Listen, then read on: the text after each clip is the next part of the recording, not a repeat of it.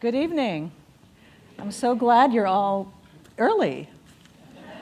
We have a Navy man who's in charge of us, and so we know that we have to be early and never late. So here we are. I'm Karen Ryan, and I'm the Senior Advisor for Human Rights here at the Carter Center. I'm very happy to welcome you here to our Conversations at the Carter Center event. The Conversations series gives us an opportunity to discuss important issues with our neighbors here in Atlanta and through our webcast with our friends around the world. We encourage you to learn more about our upcoming Conversations events and also watch past events at cartercenter.org/conversations. I'd like to extend a special welcome tonight to all of our ambassadors and Legacy Circle guests that are here with us. Very, very welcome to you. And I'd also like to extend an extra welcome to our Board of Trustees and our Board of Counselor members. We are really blessed at the Carter Center to have you as part of our team. And before we begin, I'd like to invite those of you in the audience who have questions for the panel to write them down on the index cards that have been placed in your seats, and volunteers will move through the aisles around 7:15 to collect them. Those of you watching the webcast, feel free to submit your questions via Twitter using the hashtag #BeyondViolence. Now is my opportunity to introduce our wonderful, wonderful panel. We have been this is our fourth day of conversations, literally, for 4 days. And we have other members of our group that were with us for 4 days here in the audience, and it was an amazing discussion. And you're going to get just a little taste of it right here tonight. Of course, I will first introduce President Carter. He is our commander-in-chief, and he was once this nation's commander-in-chief who made human rights the center of his foreign policy, which has had ripple effects throughout the world for decades.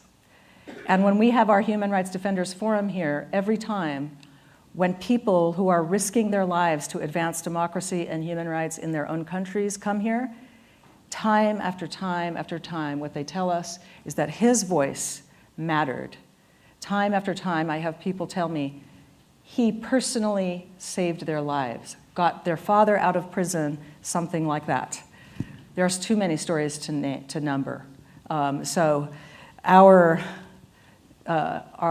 leader here in human rights, and we are so pleased to have him here. Ayisha Osori is a lawyer, writer, and a gender advocate with degrees from Harvard Law School and Kennedy School of Government. She is the CEO of the Nigerian Women's Trust Fund, a nonprofit organization focused on increasing the quality and quantity of gender representation. She believes that in order to end violent extremism, violence against women, and promote peace, we need to spend more time focused on good governance, human rights, strengthening institutions, and changing the narrative around women, power, and religion. Sanam Naraghi-Anderlini is a co-founder of the International Civil Society Action Network. She has nearly 2 decades of working all around the world on supporting and promoting women's inclusion in peacemaking in war-affected countries. She was awarded the UN Association's 2014 Perdita Houston Award for Human Rights. She's the author of the book, Women Building Peace, What They Do and Why It Matters. She's Iranian by birth and the mother of identical 14-year-old twins, and you might recognize her because she was a guest on our last Conversations panel when Ambassador Marianne Peters moderated another conversation about women in peace, so we had to have her back. She was that good. Dr. Alaa Murabit is a physician and founder of the Voice of Libyan Women and is a firm believer in inclusive peace and collective security. Her work has resulted in legislative and social change in Libya and the MENA region, which is Middle East and North Africa region.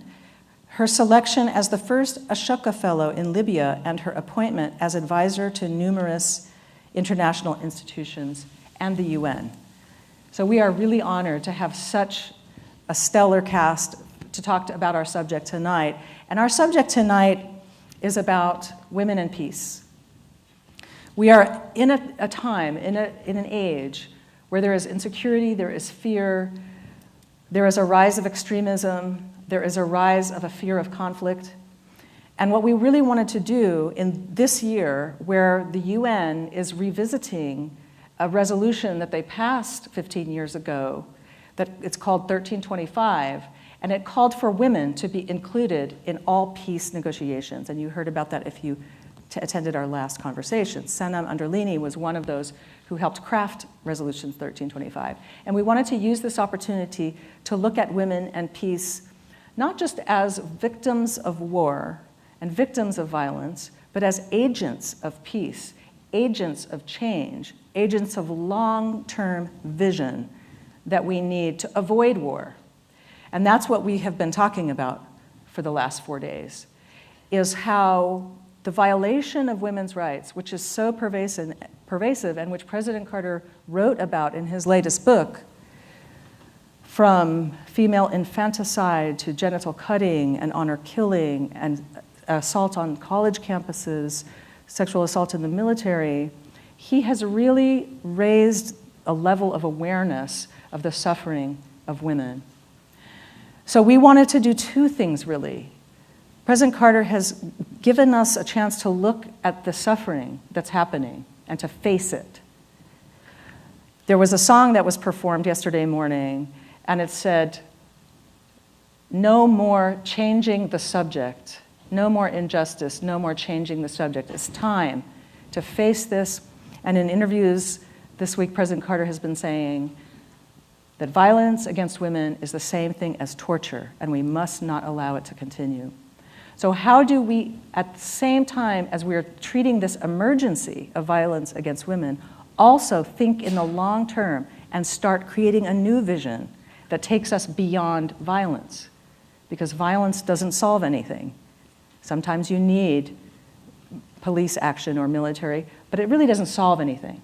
It doesn't get us to solutions. So that's what we're here to talk about tonight.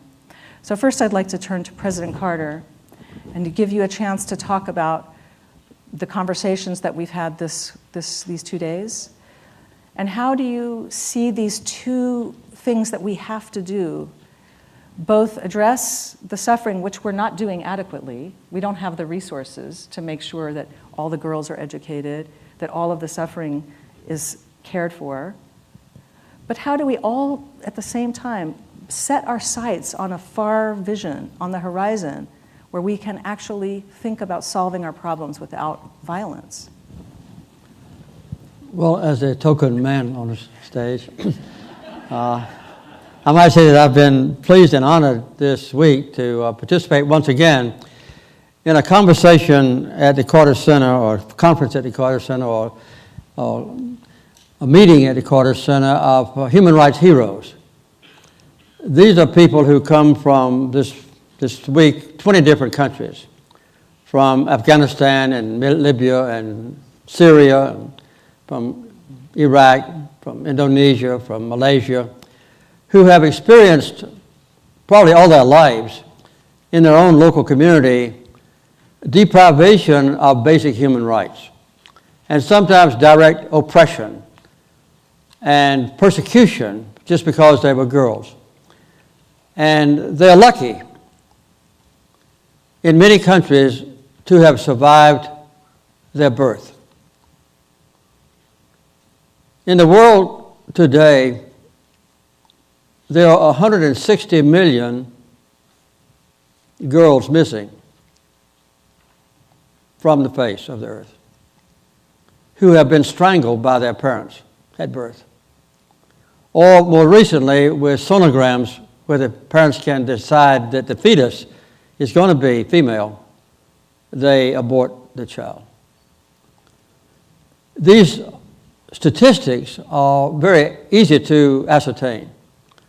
If you go and look at the statistics in China about boys versus girls, for every 100 girls, there are 118 boys. Where are the 18 girls? If you go to India, which also has restrictions on the size of a family, there are 112 boys to every 100 girls. Where are the girls? they've been killed. So if they survive their birth, they still enter a world wherein, quite often, if there's food for half the children, the boys get the food. If the family can afford the education of one child, the boy gets the education. And the girls grow up in a society where quite often they are deprived of, again, basic freedom. Because when they reach the age of sometimes 8 years old or 10 years old or 12 years old, their families sell them to a marriage broker, and they are married to a man sometimes 40 or 50 years old who might already have 2 or 3 wives. And they live a life of slavery or deprivation or sexual abuse. In many countries on earth now, if a girl is raped by a stranger, she's condemned by her own family as having brought a disgrace to the mother and father and brothers. And she's murdered by her own family. In Egypt, 25% of the murders are perpetrated by the mothers, most of them by the father and the uncle. Increasingly, though, where the laws are becoming enforced, the young brother kills his sister because, being less than 18 years old, he might not have to go to prison if there is a law to enforce it. So we know these things happen. And they've been happening for generations. One reason that they happen is because people are religious. And they interpret Holy Scripture by carefully selecting verses in the Bible or the Quran to show that men are superior in the eyes of God. And if a woman is inferior in the eyes of God, she is subject to abuse by her husband. And she's also subject to getting paid less than a man to do the same work by her employer. And she's deprived of a right to education and so forth, even in advanced societies. One of the most encouraging things that we've seen in the last year has been the stirring of correction of this situation in the Islamic community, among Muslims. We had a large outturn in this last 2 or 3 days of religious leaders from Africa and other countries. And some of the leaders of the Sunni Muslims in Egypt have taken on this as a project to show that in balance, the Quran ordains that women are equal to men. We have ways to go in the Christian community. And lately, particularly I'd say since 9/11, violence has become just ordinary. Our country has been almost constantly at war since the Second World War. 33 different countries we've been at war with. It's just an accepted fact. And the final thing I'll say is that if you could take just a small portion of this total amount of money we spend just on obsolete weapons and weapons that we'll never use, you could educate completely every girl, child in the world. It's a sobering thought. But we are the ones who set the priorities. Should we educate our children? Or should we buy more weapons? Those are the kind of things that we've been addressing. And the main thing we're going to get to a little bit later is how much we need women to be deeply involved, as the United Nations mandates, in the negotiation of peace agreements, and how different a woman's perspective is about what is peace and what does it mean to my family and and my neighbors. Well, that's a perfect way to ask Ayisha to talk about what's happening in Nigeria. Ayisha works on a range of issues affecting violence against women in Nigeria, but also on peace and security and how to go about it. Ayisha, how do you see this going? How do you see the balance between emergency, taking care of the immediate? You've been working on the missing Chibok girls, the case of the missing Chibok girls. It's so tragic and horrible, and I think I could speak for a lot of people when I say, yay, send in the Marines, go get them, go get those girls, because if they could, then that's what I would want. So what's the answer? What do you see as the way we're going to both take care of the immediate, but also look at the broader causes, the root causes that lead to this? Thank you for that, Karen. Good evening. I'd like to start with saying I'm really grateful to President Carter and the Carter Center for making this opportunity available for us to talk about what matters to us the most. I would say in Nigeria that really the two biggest threats to peace right now, and then segue into thinking what I think would be the answers. One is obviously insecurity and Boko Haram, and two is the way we practice democracy in Nigeria. And what we see as the lack of diligent governance. So making the link between the two, what is it about us in Nigeria that makes a Boko Haram possible? How have we created the environment where a Boko Haram could thrive and have been attacking people for over 5 years? Last year alone, we lost 10,000 people, and I'm sure that's a conservative estimate. And right now we have 1.5 million internally displaced people within the country and spilling outside the borders of Chad and Niger. So when you think about it, is the lack of justice, an inability to provide basic services for people that allows terrorist groups like Boko Haram to begin in the first place, because they now have to come in to fill in the gap that's been left by governance, by people who have no education, no water, no employment. They're suffering from drying up of the waters, desertification, they can't farm as much as possible, and they're left with very little. And then you find that because of our practice of democracy, we cannot change the people in power. And if anybody's been following Nigerian politics over the last few days, we were set to have elections in Saturday, and we've now postponed it by 6 weeks, ostensibly to allow the military to fight Boko Haram, who've been terrorizing us for the last 4 or 5 years. So for me, that's the link. In terms of the Chibok girls, we see, again, the Chibok girls are tied to the whole situation of bad governance. So for example, the Chibok girls are in a school far away with very little security, even though the school is in a state that's under a state of emergency. One of the 3 states where the federal government has said, this is where Boko Haram is striking the most, and we need to provide more security. We have the army there, so how could this happen? But the thing is, the Chibok girls who have been missing now for 302 days, I think, yes. It was 300 days on February 8th, so today is 302 days that they've been missing. They're symbolic, really, for the hundreds of women who were taken before they were taken in April, and for the many hundreds more who were taken after. So it's a continuous thing, but the girls from Chibok are just symbolic for all the missing girls and the women in Nigeria who've been taken by the terrorists or killed by the terrorists. And so you ask yourself, and all the questions we're asking ourselves about that particular situation, why is it impossible to secure people? Why do you have schools that have no gates and no security? And it's all tied to the governance that I talked about. You have a government that can't provide basic services. And again, when election cycle comes up every 4 years, it's almost impossible to remove these people. And so it's a perpetuating cycle that allows the terrorist groups like Boko Haram to thrive, to even find the space to start saying, you know what, you live in an unjust society. And that's how Boko Haram started in 2008, by telling the people of Borno, you know what, your government isn't working for you.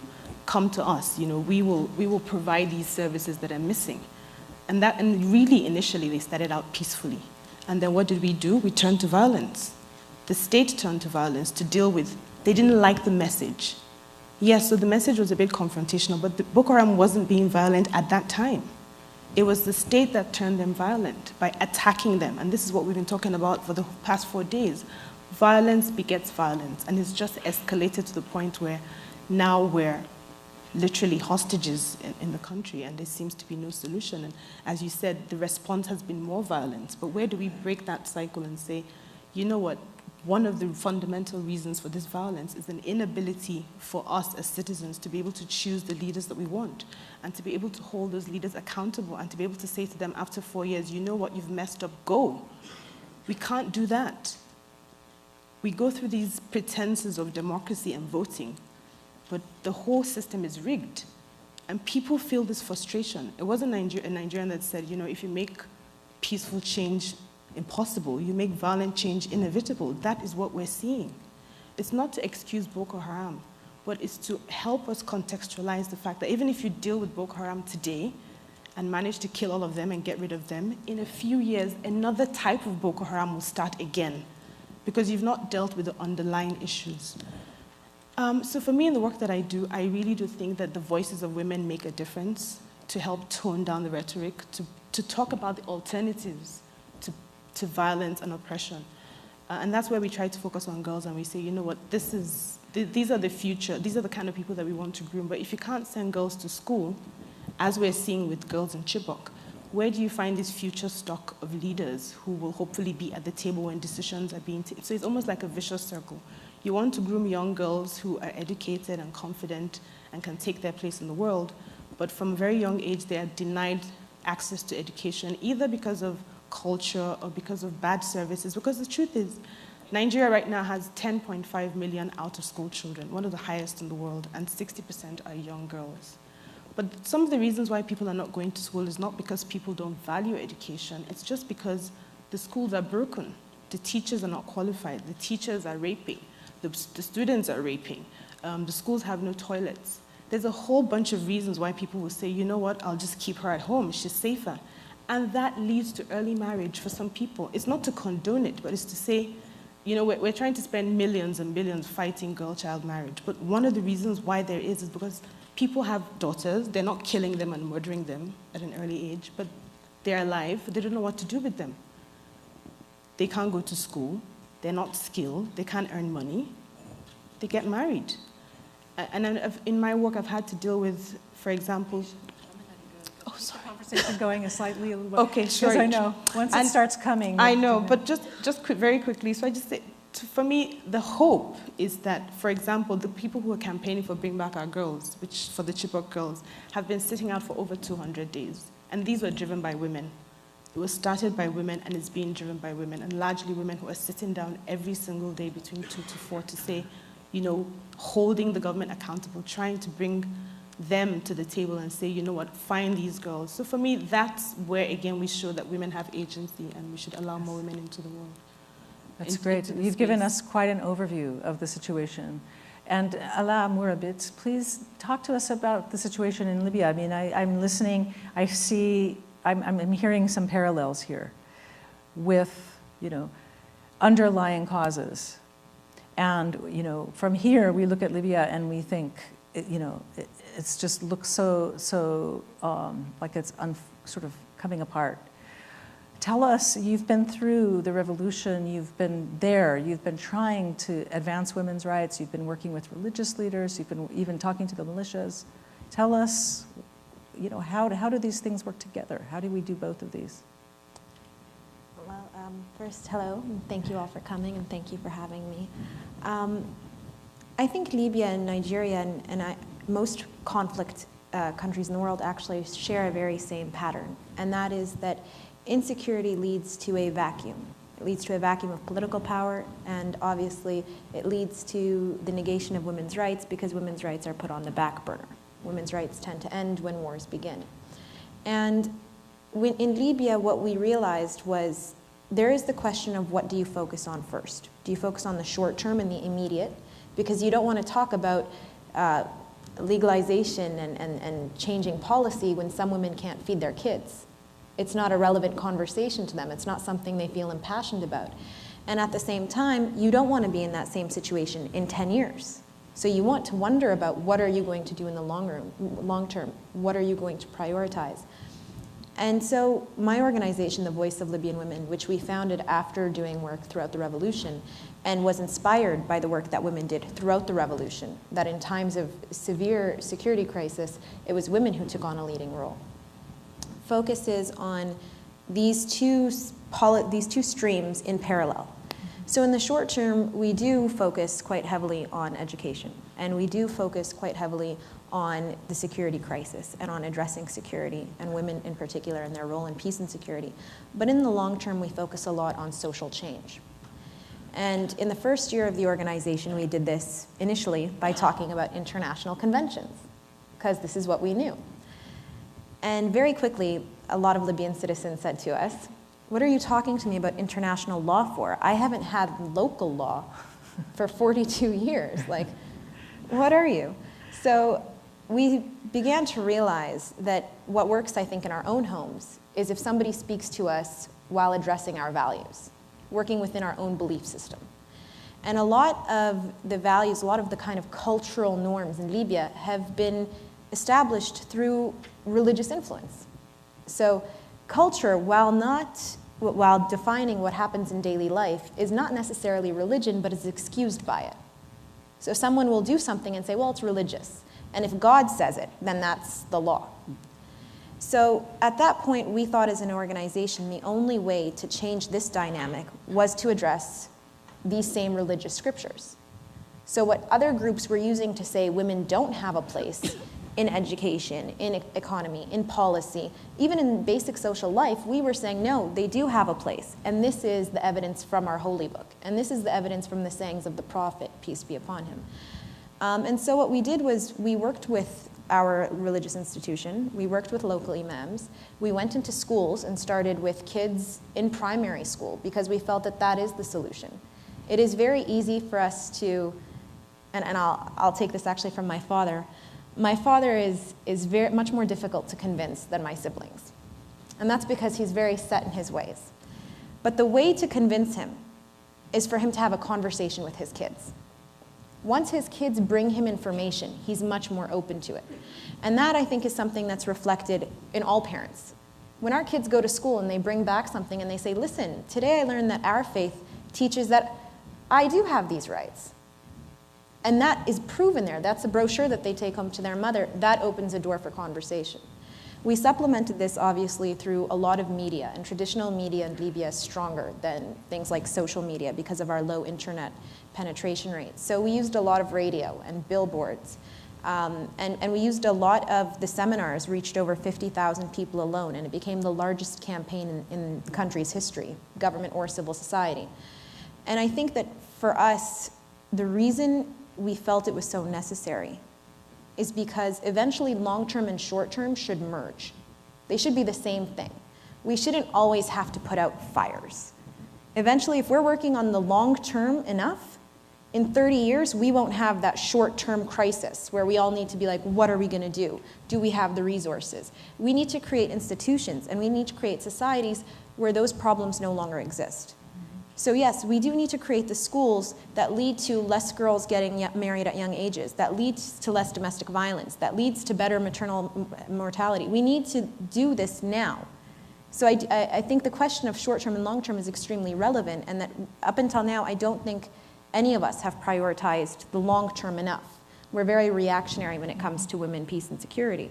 And the one thing I'll kind of leave off on is we were doing a security assessment in Libya. And we went up to the mountains, which are very rural.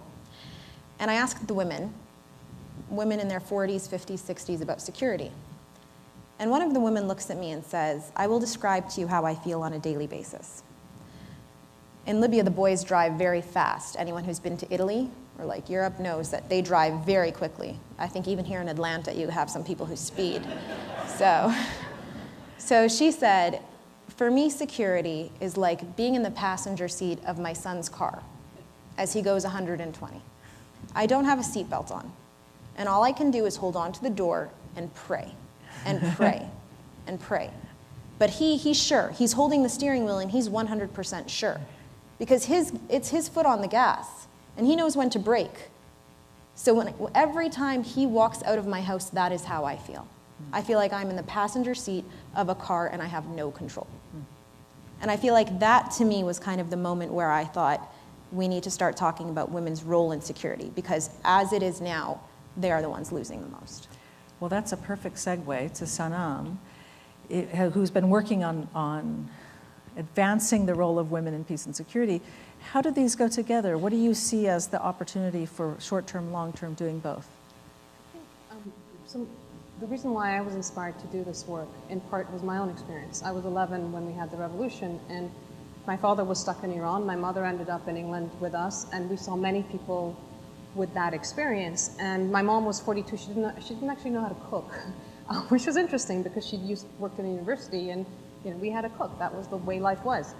And I saw her learning how to cope and having to deal with this change.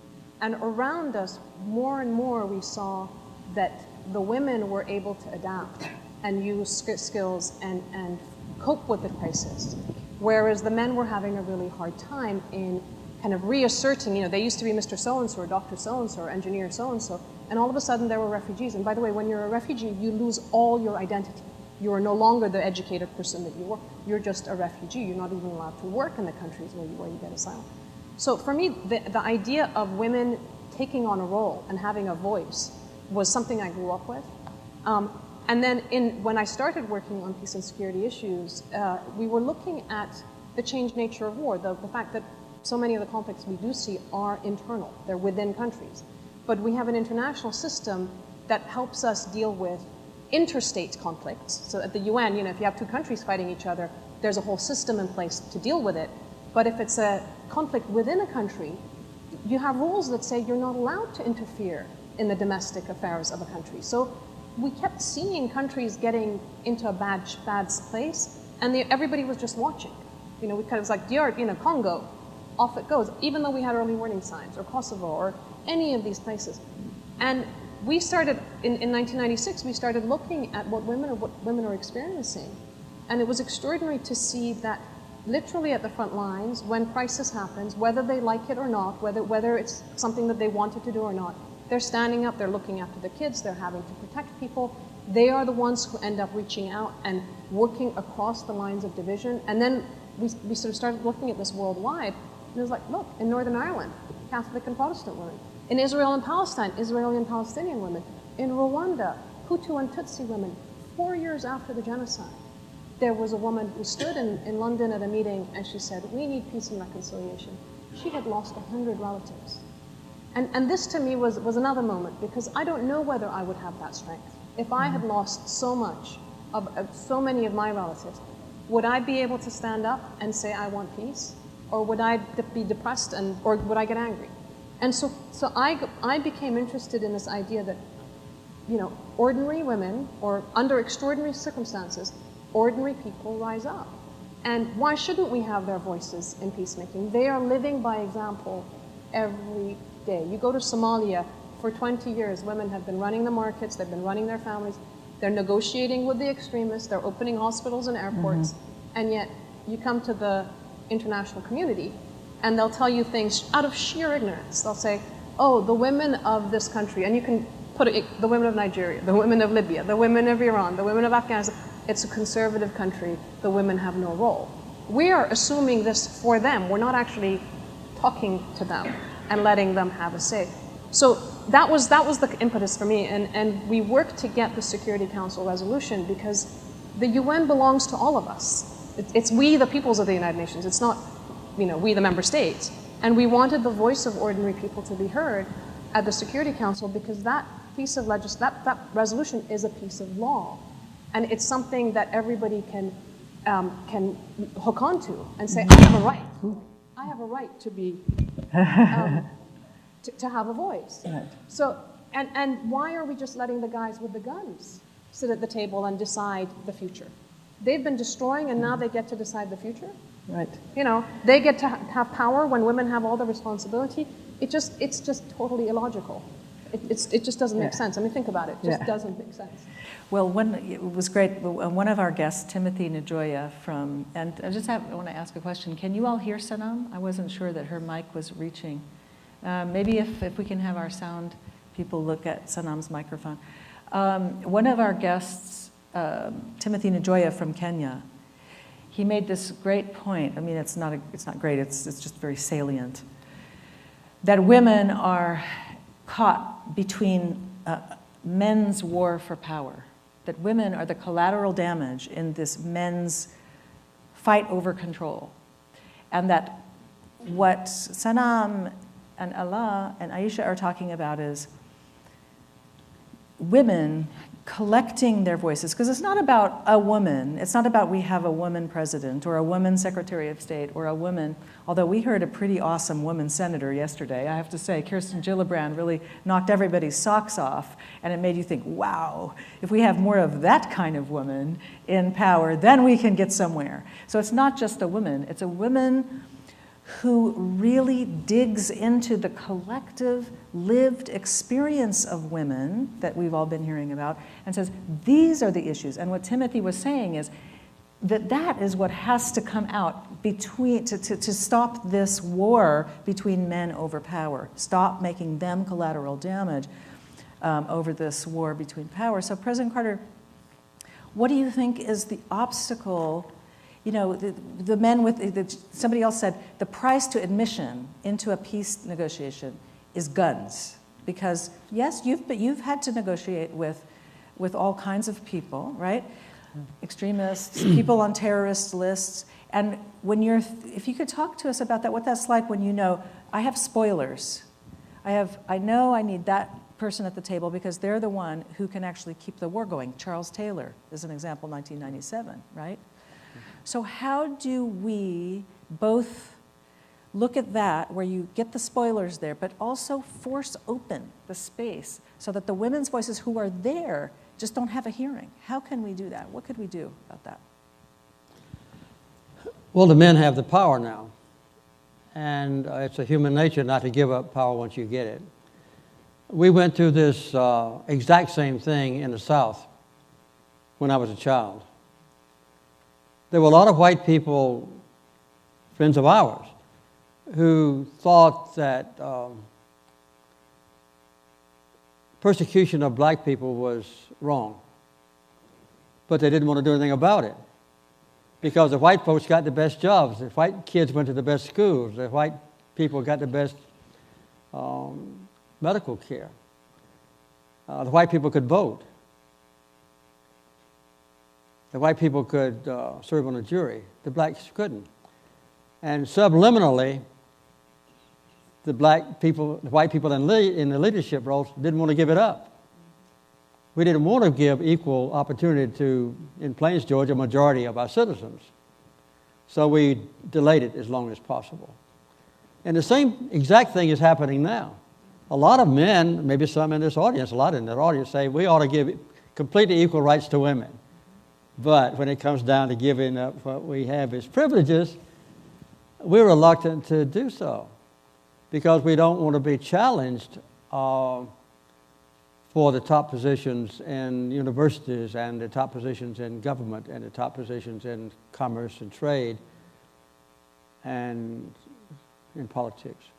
So that's an inherent problem that we have in this country and around the world. And one of the key focal points that I think is perhaps the most influential of all is the one I mentioned a little bit earlier, and that is in religion. White men for the last 1,700 years or so in Christianity have had the leadership role. And they have ordained by carefully selecting a few of the 34,000 verses in the Bible, certain verses that say that women shouldn't do this or that. And so they maintain that as coming from God. And that God really didn't want to create women equally. He made a woman out of Adam's rib. It's quite different in the first chapter of Genesis, but that's the one that we choose. And so the same thing happens in Buddhism, and the same thing happens in Islam. When I was in Myanmar not too long ago, in former Burma, we met with the leaders of all the denominations, all the religions, including Christianity and Islam, and also Buddhism and Hinduism. And every one of them would say, well, in our religion, women are equal, but they're not the same. Women are different, and they need to be treated different. That means different by treating them inferior. And so that's an inherent problem that we have here. And of course, with men in control, then that makes violence rampant. And the resort to war and conflict. And so we don't want women to be directly involved in negotiating peace agreements. Because a woman who looks at peace from a perspective of a family or her own children or own neighbors has a much greater ability to see the horrors of war and the benefits of peace than someone who is maybe benefiting financially from the manufacture and sale of weapons or the arrogance that comes with military superiority. So those are the things that we have to change, and I think that this group that we've had here are the ones that can give that message. Increasingly, I think that opinions are changing, but it's very, very slow. It's very slow.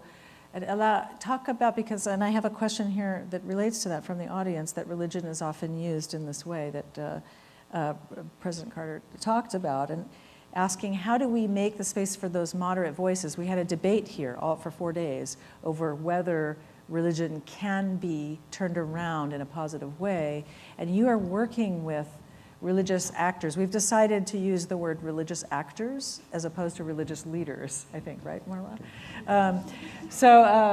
Because religious leaders often are part of institutions that are very entrenched and vested in a certain status quo. So religious actors are President Carter, who's a religious person who speaks out. So how have you reached out to religious actors in order to create, we also said that the extremists, they're the loudest, and they take up all this oxygen and airwaves. How have you given space and made it possible for those with those more progressive or changeable positions to come forward and be more active? Well, I think for me, a lot of the work I do is actually inspired by the family in which I was raised. So I was raised by two religious actors, let's call them, very religious parents, and they raised 11 kids. Of these 11 kids, 6 girls, 5 boys. And my father, since I was very young, my parents, have always prioritized education. They've prioritized kindness. They've told you to be ambitious. They told you to be hardworking. They never told me to be less than my brothers. The exact opposite. My brothers will tell you we were treated better because we did better in school. This is a family truth. So for me, that was always the reality I came from. I never came from a reality where my faith taught me to be less. I came from a reality of parents who prayed and in my opinion, did exactly as my Quran and my faith teach me, that women are to be treated with respect, to the point where there's a saying of the Prophet that for a father who ensures his daughter's education and access to education, he himself will stand in front of the gates of fire for that man. Like, he will open the doors to heaven. That is a big thing. So when I moved to Libya when I was 15, and I started going to university there, society quickly taught me that my worth as a person was less, regardless of my knowledge, regardless of my merit, but simply because I was a woman. So for example, a professor would say, what are you going to do with your degree anyways? It's just going to be hung on the wall. There's no need to get every question right. And girls could not be on the student council and so on. So opening that space, I think, for moderate thinkers comes not, in my opinion, they don't even have to be moderate thinkers. They just have to be given permission to think about, like, on their own. Nobody should be told how they should perceive faith. So my father, I think, has set an example for his whole family on how to raise girls. And for our community, I'm able to do the work I do in a very conservative city because my father from day one stood up and said, I'm proud of this work, I support this work. And I think that's the power of one person. So it shouldn't be how many, it shouldn't be, should we go get an institution? It should be, let's find the people who are supporting their daughters. Let's find the people who are, for example, like President Carter, let's find the people who are using their voices, and let's amplify those. And I'm going to go back to Ayisha first because I want to hear, like, in this challenging context, how are women in Nigeria also pushing through this? And I think this point of fathers and allies in men is extremely important. So you mentioned earlier that the women are demonstrating for the Chibok girls, but how do we also know that a certain female leader, not to be mentioned, was sort of undermining that. So how can women sort of collect, and how can we help? Because one of the things we want to talk about is what kind of global solidarity and support can we offer to the women in Nigeria who are really trying to get to the root of this? I think very quickly, like most people that organize, you find people that feel the same way that you do about an issue. So we have very strong networks of gender advocates who believe in girls' education, who believe in that young girls should be married at a young age, and we share information with each other. We also share information with Musawa. So for example, because everything is happening in the north, there's obviously religious undertones to it. So trying to expand the interpretation of Sharia, we work a lot with Musawa and get different types of interpretations. So a lot like what Alaa is doing, but not on her scale, which hearing about that is very encouraging. It's something that we should take back. But also trying to democratize the interpretation of religion. In Nigeria, we learn the Quran in Arabic, but we don't speak Arabic. So basically what we're doing is just memorizing verses that we don't know what they mean. And so helping people to understand what these verses are saying about peace and about women will be useful. So in terms of thinking about how to help these women, how do we expand communication? Like for every project that we do, whether it's UN funded, very little goes to communication in terms of how to expand the messaging. How do people on the streets in the rural areas hear this message through, as she said, radio? Radio is fantastic in Nigeria. Everybody listens to the radio, at least 60, 70%, especially in the north. How do we get these messages on radio? All these cost money. So for me, one quick way, while schools are under threat, while people can't go to school, but they listen to, even the women are listening to radio as they're sweeping and cooking, how can we have these types of messages, even in forms of drama, out there in the radio in local languages, so people are listening and hearing and understanding and just changing the narrative around what they think they know about what they've been told by religious actors who, as we've already pointed out, want to maintain status quo. So obviously the interpretation of religion to the masses is always one that says, power over, obey men, men have agency, women don't. How do we start changing that narrative? I think there's huge space for us to do that, and that kind of support, either from the international donor community or the Carter Center, would be very useful. We talked a lot about that, about how we're going to support each other. And Sanam, I've heard you talk about how women's voices in certain contexts like Syria were very different at the local level than what we might have heard here. And can you tell us about that also? How can those voices push through and reach us through the communication, through storytelling, through better framing of the issues on the ground? And how do you see us getting there? Well, I sort of, when I work with my partners, and the people that we have on the panel, they're risking their lives every day on the ground for this. Those of us who work internationally, we're risking our sanity every day. Because frankly, we're trying to change these ridiculous bureaucracies and sort of butting up against systems and inertia. It's not that, it's at some level, it's not complex. It really is about individuals that are, can you hear me? Can you hear Sanam in the back? Okay, Yeah. good. You can't hear me up back there? Okay. There we go. It really is about saying, do we have the right people in place? Because one Mary Robinson makes a world of difference just by virtue of her attitude. One President Carter can make a world of difference. But one, and I can name the endless men who have had these positions who just block it because they just block it. So part of our job has to be to push against those and find the entry points and provide the spaces where our partners can come. And then the challenge is this, it's not just stories. Because we like stories because that's how we remember things. But it's about knowledge and expertise and analysis and understanding of really complicated root causes. And when you bring women to the table, they don't just talk about themselves. They'll talk about their sons, they'll talk about the husbands, they'll talk about the imam, they know the whole community, right? So they have an understanding which is much more complicated, but they're treated in this incredibly patronizing way. And that's the challenge and frustration. Can you give an example of that? examples of, for example, I've been working with Syrian women for a long time. Since the conflict started. Actually, Libyan women. I was working within the international system, and the Libya crisis started. We knew that Libyan women were at the forefront of a lot of the revolution work. I had a colleague who was sent out to identify and just do a mapping of, talk to people, basically.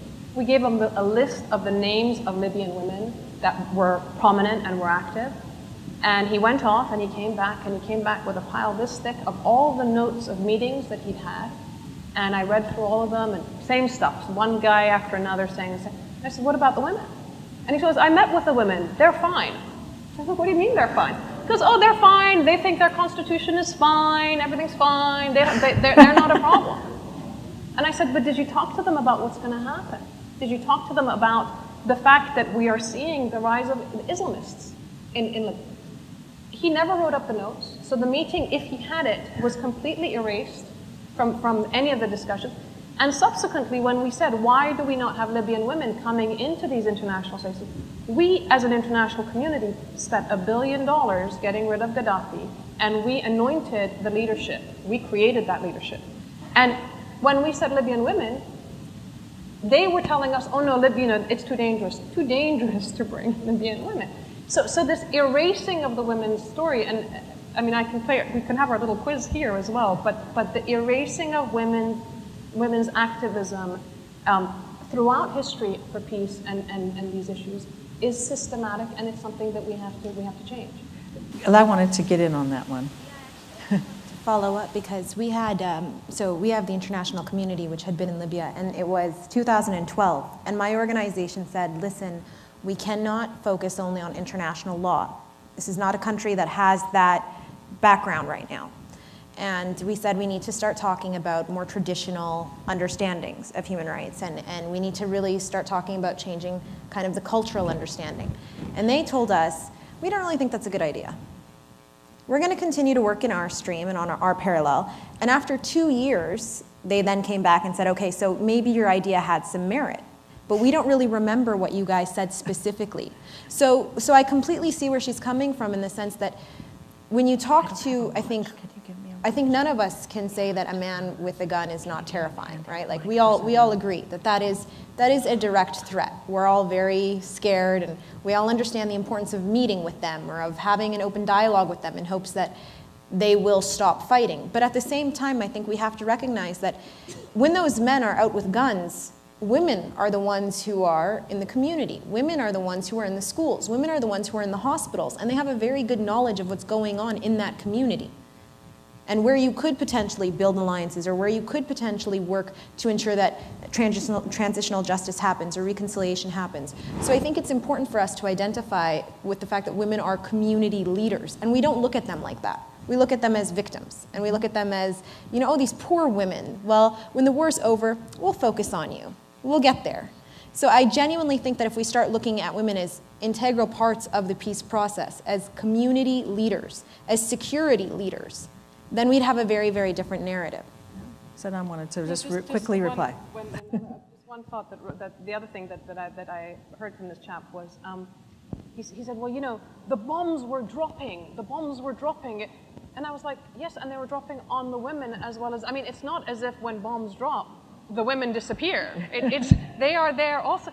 So it's just, that's the level of patronizing. It's this extraordinary kind of a deep sexism and patronizing kind of norm that is very pervasive in these institutions. And it can be, frankly, any international actor that goes out there. So one suggestion that was made, President Carter, maybe you could comment on this at the meeting, was, and we've already decided to put together a little committee to work on this, is that that we need to, whenever there's a conflict or pre-conflict, we really need to start earlier, pre-conflict, before things erupt, is to figure out how to make sure that with the men in power, the UN, in the State Department, whatever, that we actively engage them to challenge and create an opening and space for the women that Sanam was talking about, the women that Ayisha is talking about, the women that Alaa are talking about, and help organize it.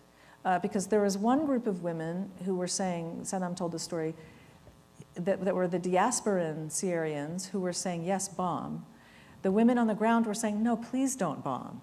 So it matters who you're bringing. So how do you think we might be able to, can we get, in this year of the review of this resolution, can we get the Security Council, but also the governments, because it's not just the Security Council, it's also bilaterals and the State Department by itself, to make a new commitment? How do you think we could achieve that if we say, all right, you've given lip service to 1325, to women in peace. We are going to bring you a group of women that through our networks we know are in touch with what's happening. And we're going to organize a meeting and invite you to come. Will you make those phone calls to get those people to that meeting and ask all your friends on the elders and everything to help us make sure that happens? Well, as a matter of fact, this is exactly what we did 15 years ago. Right. At that time, the world government passed a firm law with no escape clauses in it, that whenever there is a peace agreement negotiated in the world, that women have to be prominently involved in the discussions. That's been the law now for 15 years. That's a law of the world. And the step that needs to be taken is to get the United Nations Secretary General and all of his mostly male helpers and the President of the United States and the Prime Minister of Great Britain and the President of France and the Chancellor of Germany and others to enforce the law we already have. And I don't think there's any doubt that women can be deeply involved right away in the putting together of a complex peace negotiation. When I negotiated with Kim Il-sung in 1994 in North Korea, I had a very able assistant with me. And when I negotiated with Karadzic in trying to end the war in Central Europe, and Mladic, both of whom are on trial now, I had a very able assistant with me. And when I had a negotiation with al-Bashir in Sudan with the leader of the South Sudanese revolutionaries, John Garang, I had a very able assistant with me. Her name was Rosalind Smith Carter. And she was there as a major player advising me and also reaching out to women in the surrounding community to help us to bring peace. And I would say that John Garang's widow, once he was killed, was a key player in putting together the peace agreement that has led to the establishment of a new government. So there's no doubt now that we have the women available who are capable. The women have a special perspective. They really want peace instead of war. And we have the law on the books. I don't think we could improve on 1325. It's just very clear and unequivocal. So we need to just enforce the law we have. But I think the thing to do is for all of us to demand that it be done. Yeah. Exactly. And so that's what we're going to do. And Sanam and Jessica Newworth and all of our team are going to come up with a couple of ideas. So I have a few questions from the audience. 5 minutes. 5 minutes? Is it 10 after already? Oh, it's 10. No, it's 15 minutes. 15 minutes. Don't. All right. Go okay. ahead. So, but the first thing I'm going to do, and it's going to be quick. You said in an earlier interview that if we only took a fraction of the money that we spend on obsolete weapon systems, we could educate all the girls. So let's say $1 trillion to upgrade the nuclear arsenal that we hope never to use. Over 10 years is the estimate. If we had $1 trillion, I'm going to give you 30 seconds, Alaa, to say what you would spend it on. $1 trillion. Spend it. Well, thank you first. I come from a health background, so I obviously believe very strongly that prioritizing health is very important, but then from the work that we've done in Libya, I think education. And I think $1 trillion, if you're giving me that much, I'd plug a lot of it into media as well. Yeah, so okay. ensuring that messages were disseminated to everyone, putting it on the radio for those who can't read, having younger generation have new and innovative ways where they had to critically think and approach matters such as faith and spirituality and women's rights and even animal rights and all these different things much more openly. So health and education. Health and education. Sanam, 30 seconds. I look at it this way, that because the challenge of our age is how do you recognize and respect diversity at the same time as maintaining social cohesion in our countries, whether it's here in Europe or anywhere else, I would go about setting up national social service for young people, where you would mix people up in units, men and women, boys and girls, from when they leave school, so gap year, from different socioeconomic, ethnic, religious, geographic backgrounds. Give them a choice of doing environmental work or education work or health work or emergency response work. Get them to understand each other's cultures within their own countries, teach life skills if they need numeracy and literacy skills, get them to do that, give them space to have fun but learn skills and feel that they're actually contributing to their country, so that after they're done with that, they really have a strong bond of who they are as a nation and an identity and a sense of responsibility to each other, so that as they go through life, A, they have each other, and B, if they end up with a politician who says, oh no, the green people of that region are really bad and evil, you've been kind of inoculated against it because you've got a bunch of green friends, basically, and it's hard to, say your green friends are evil. So she's sitting next to the Libyan. Yeah. So $1 trillion will pay for a lot of after schools. Every country in the world should have that. That's the infrastructure of peace for the 21st century. Infrastructure of peace. For the 21st century. The infrastructure of peace. I like that very much. Ayisha, $1 trillion, spend it. Well, I have to say, first of all, we already have something called NYSC, where we do exactly that. It's 1 year, and it's everybody. I would spend a third on education. I would spend a third on media and communications, and I would spend a third on building institutions. We really need to improve our justice system. We really need to improve the response of our security agencies like the Nigerian police force to gender-based violence and domestic violence. They just don't get it. They don't understand it. So I would spend a lot of money there as well. We just need to strengthen our institutions to protect more women and children. That's right. Human rights, governance. President Carter, how would you, you were a chief executive once. If you had $1 trillion to spend on peace. I didn't have that much, but go ahead. Yeah, the infrastructure of peace, what would you spend it on? Well, I think what the Carter Center does is probably the best judgment that Rosa and I So for the made Carter last Center, a 35 grant years. to the Carter Well, Center? no, but I think human rights, Yeah. which would include peace and education and health.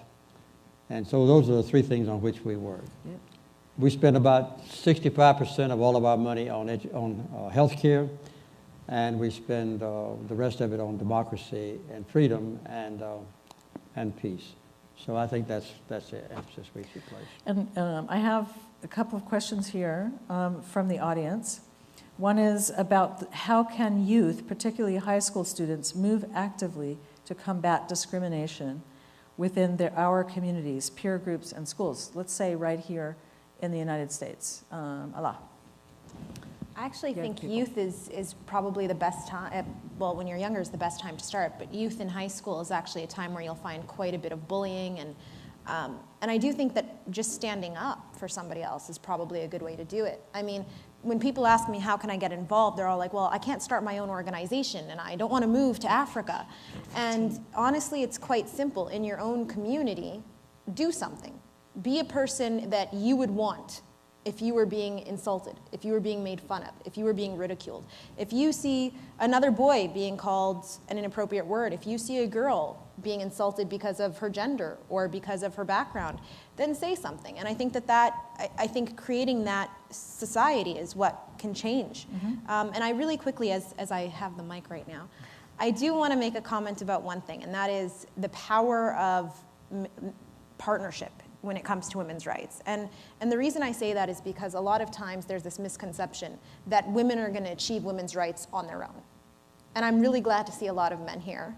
because that's not true. Women need other women. They need men. There needs to be government involvement. There needs to be military involvement.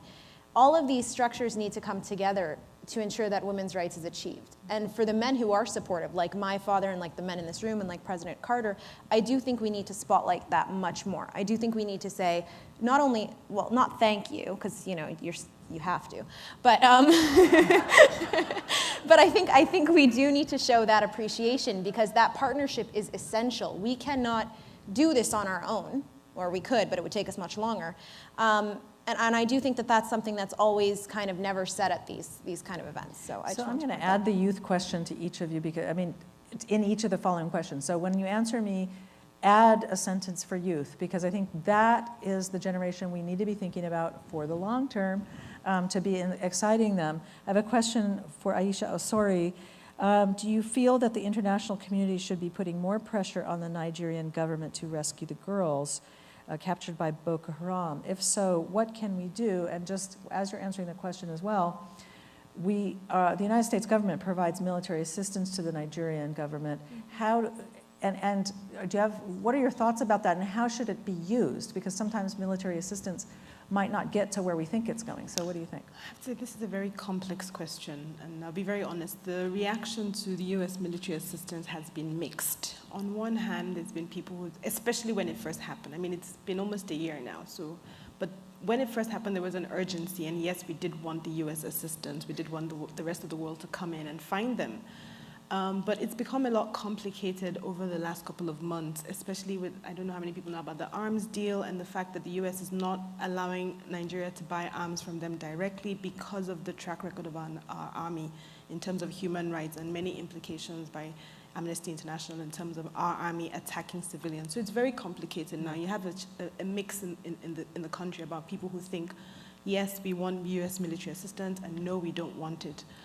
Personally, I would say, yes, we do want some sort of technical support. You know, you guys in movies, you seem so great about finding things. Why can't we find those girls? You know, like, why can't we find those girls? Like, why can't we have private investigators come in and tell us where those girls are? You know, so that would be really helpful. But definitely, the pressure would be great, especially as we run into the elections. How are we help the Nigerians hold their government accountable? At the end of the day, the buck stops there.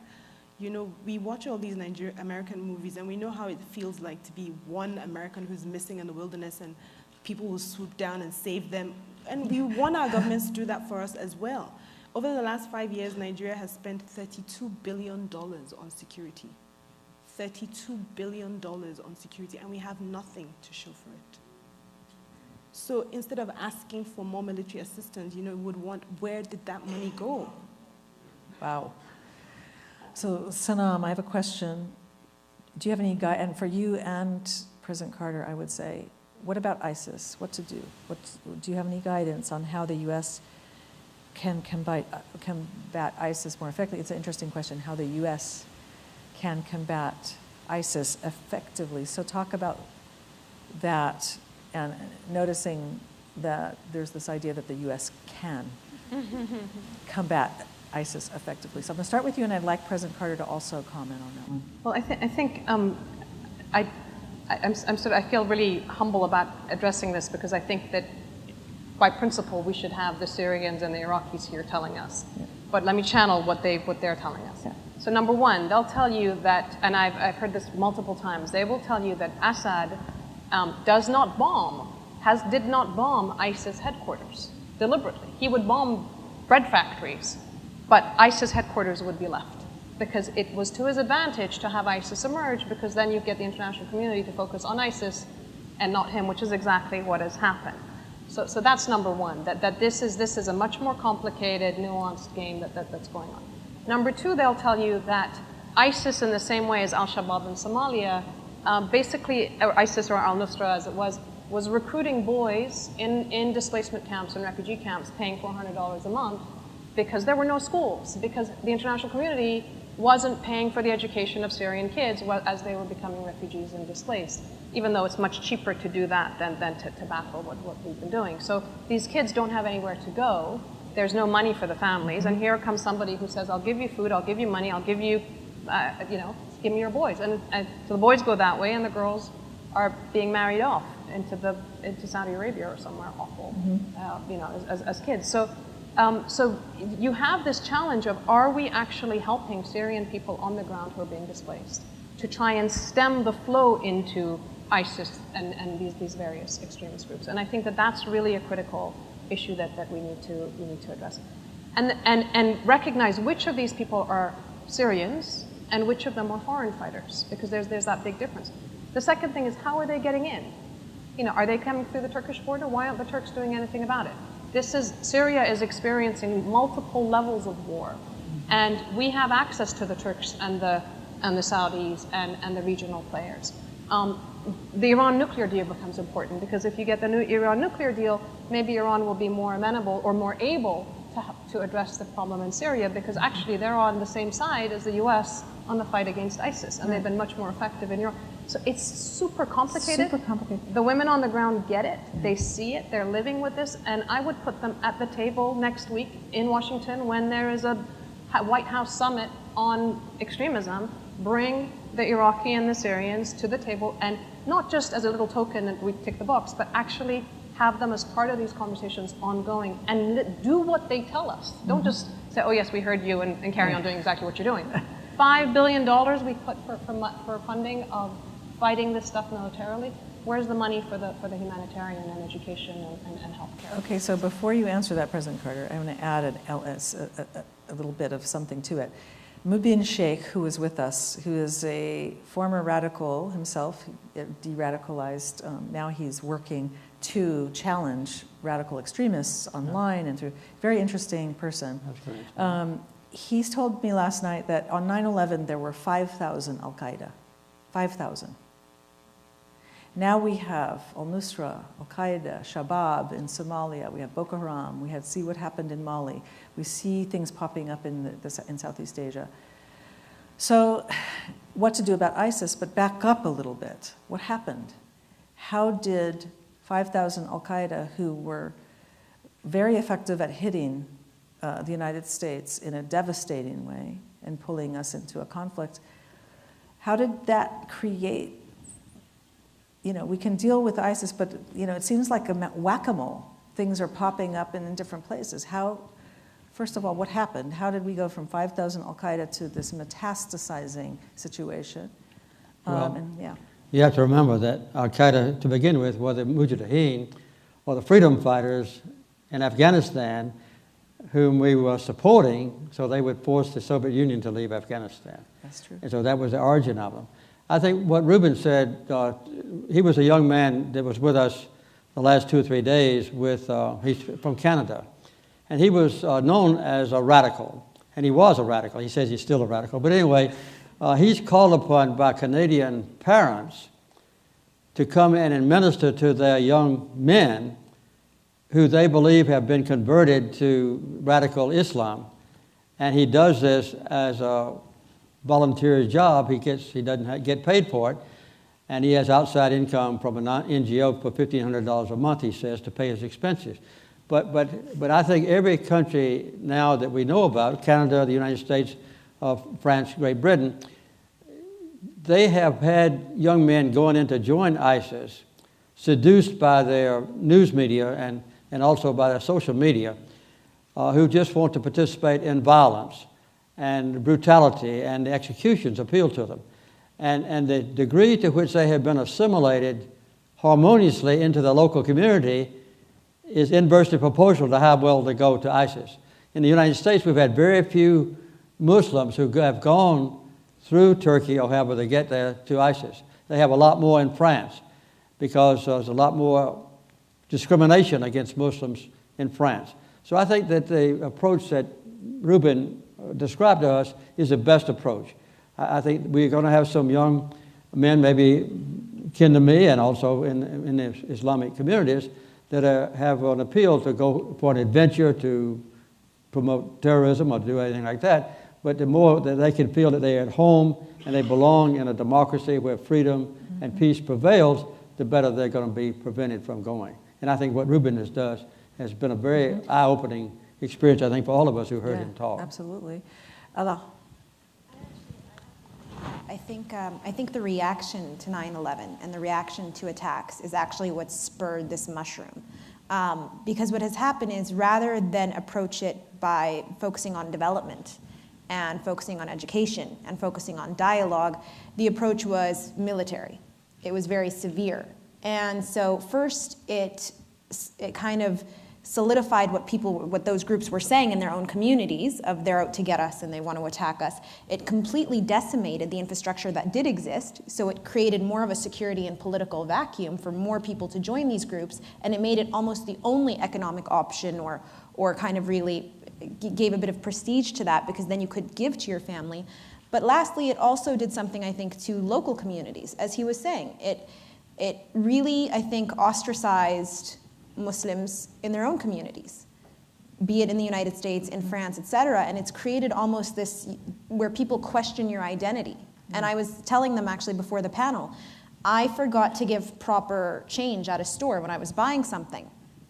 And I immediately thought to myself, oh my God, he's gonna think I'm like a corrupt person, I'm trying to steal from him.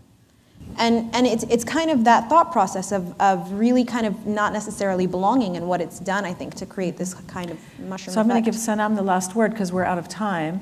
Wrap this up for us, Sanam, building on this, how they fit together. So two things. One is there's an act right now in Congress, the Women, Peace and Security Act, and if we could get that passed, it would make a big change in the way the U.S. does its foreign policy. So write to your congressmen and senators and get them to support the Women, Peace and Security Act. It would be phenomenal. But one of the things for me, which is, and it's a really hard thing to do, but empathy. Next time you see an image of a man or a woman or a child in a war zone, imagine if that was you, if that was your child, if that was your father or your son. They are us. We are them. There's no difference. And so we have to understand what drives people to do the kinds of things they do, whether it's joining ISIS or supporting them or having to live under them. I've interviewed gang members in Jamaica, in Kingston, and I was asking them about what they wanted in their security and so forth, and I said, do you have children? And they said, many of them said yes, and I said, what do you want for your children? That starting point of what do you want for your children? I've had that conversation with Talib, with Somali elders, with gang members in Jamaica, and it's amazing how it opens up a human dialogue. And this gang member said to me, I want them to have good education, good table manners, and speak well. And I said, yeah, me too. Okay? I mean, imagine, I've had that conversation. I mean, the Talib, it's the same thing. People want the same, they want dignity. And we have to start thinking about dealing with the world through a lens of empathy and through a lens of dignity, and putting the emphasis on trying to make peace rather than thinking that through war we're going to bring peace, because that model just is not working. It's doing a huge amount of damage. So I'm going to give the last word to President Carter. Well, let me describe the people we want in this audience to help us with this program. If you have a granddaughter, help us. If you have a daughter, help us. If you have a wife, help us. If you have a mother, help us. Anybody who doesn't qualify can leave before I do. We need the help of everybody in this audience to work on equal opportunity and an end of persecution and violation of the rights of women. That's what we're working for. We want all of you to help us. Thank you. Well, that's all the time we have, and I would like to thank President Carter and our panelists for taking the time to be with us, and all of you for your interest in our work. I hope you'll join us a month from now when Conversations at the Carter Center series takes a look at peace in Liberia, speaking of peace and women, 10 years later. The center has been working in Liberia on an array of issues for more than 2 decades. And on March 10th, a panel moderated by WABE reporter Jim Burris will discuss Liberia's progress towards a sustainable peace since the end of the 14-year civil war. Progress that's been complicated by the recent Ebola crisis. That conversation will begin at 7 p.m. You can visit cartercenter.org to learn how you can make free reservations. Thank you very much for joining us tonight, and we look forward to seeing you again soon. Good night. Thank you.